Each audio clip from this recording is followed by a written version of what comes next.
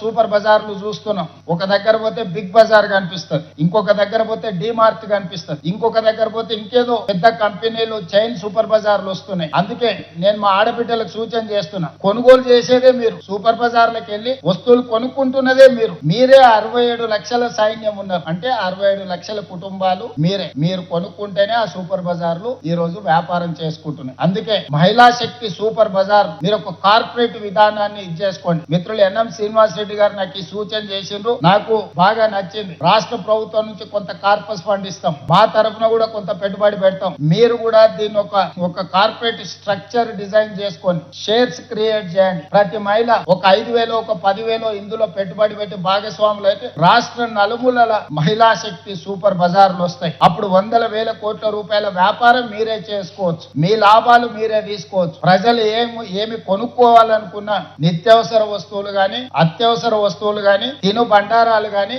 ఇతర ఏమి కావాలన్నా మంచి నూనె, ఉప్పు, పప్పు, బెల్లం, చింతపండు ఏమి కావాలన్నా ఒక నాణ్యమైన వస్తువును కొనాలంటే మహిళా శక్తి సూపర్ బజార్ లోనే కొనుక్కోవాలనే విధంగా మీరు బ్రాండ్ ను ప్రమోట్ చేసుకోండి. మీకు పట్టణాలలో అవసరమైన ల్యాండ్ ను ప్రభుత్వం ఎక్కడున్నా నామినల్ రెంట్ మీద మీకు మంజూరు చేపించే బాధ్యత నాది.